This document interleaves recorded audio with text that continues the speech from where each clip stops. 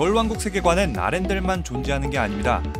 1편에서 직접적으로 언급한 남부제도, Prince Hans of the Southern Isles, 위즐타운, Your Majesty, the Duke of Weaseltown.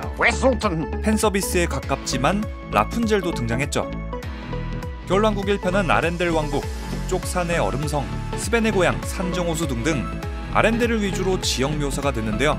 이번에 겨울왕국 2편에서는 아렌델 너머의 공간이 처음으로 나왔습니다. 가장 대표적인 장소는 바로 이두나 왕비의 고향 노덜드라. 자, 근데 이 노덜드라가 진짜로 있었다는 거 알고 계셨나요? 자, 그럼 저 리뷰영이 함께 알아보도록 하죠.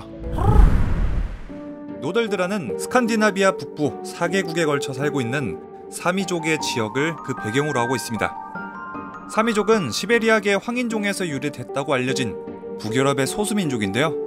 오랜 기간 북유럽 인종과 공존해오면서 외형적으로는 백인에 가까워졌고 키가 작다는 특징이 있습니다. 그리고 사미족은 툰드라 기후 아래에서 주로 목축업, 수렵 등을 생업으로 삼고 있는데, 툰드라라는 단어가 사미족 언어에서 비롯됐다 라는 걸 고려해보면은 노덜드라는 북쪽을 뜻하는 노스, 툰드라를 상징하는 툰드라의 합성어 노스 툰드라에서 그 단어가 유래됐을 확률이 굉장히 높죠.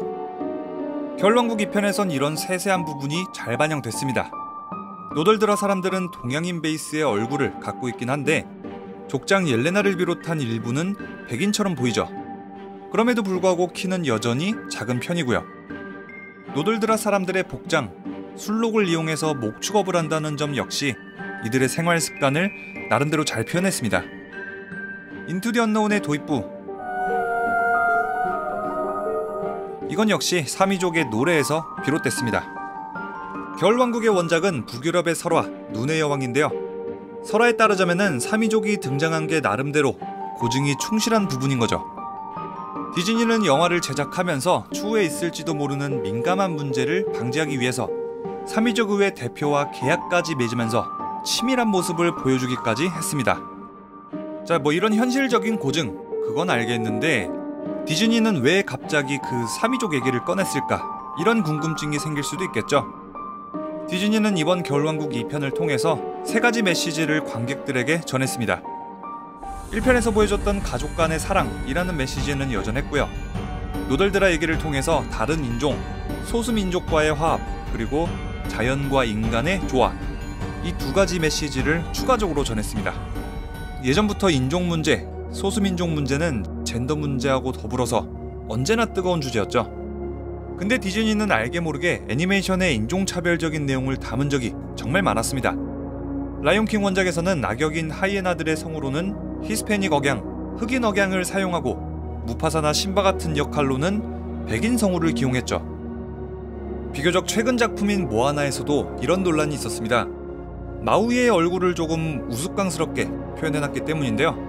마우이는 남태평양의 신화 속에서 몸짱신, 영웅으로 그려지는 인물인데 이렇게 그려놨거든요.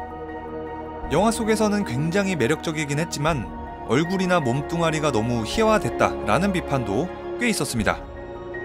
이런 비판 때문이 아니더라도 디즈니는 워낙 전 세계에다가 콘텐츠를 공급하다 보니까 인종 문제에 대해서는 더욱더 조심스럽게 다루려고 하는 경향을 보이고 있습니다.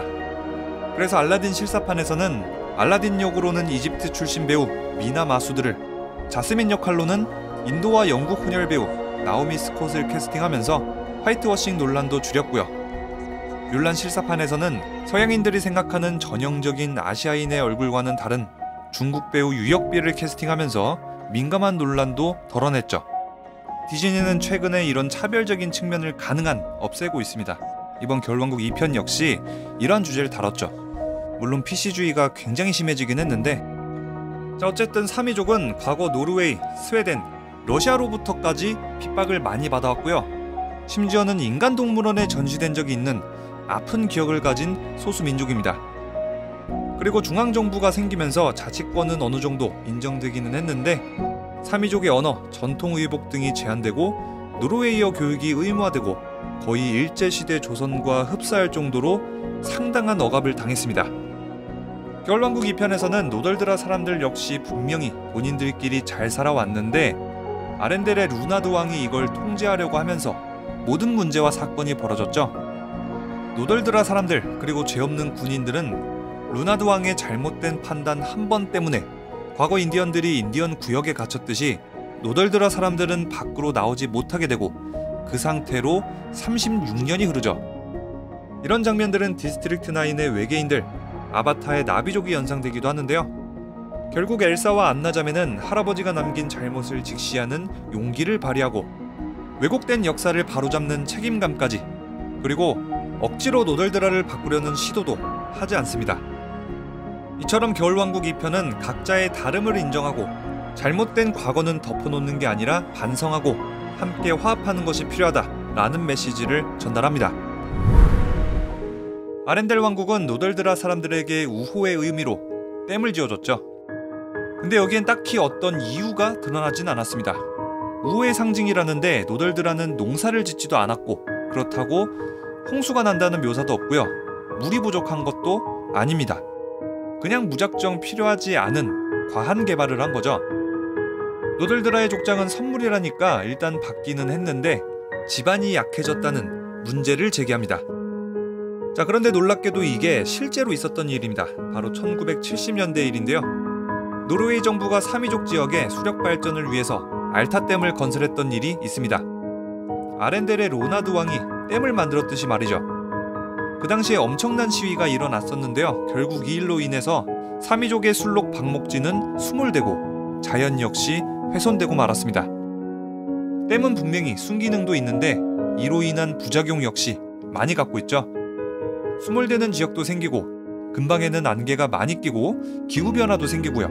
녹조현상까지 일어납니다.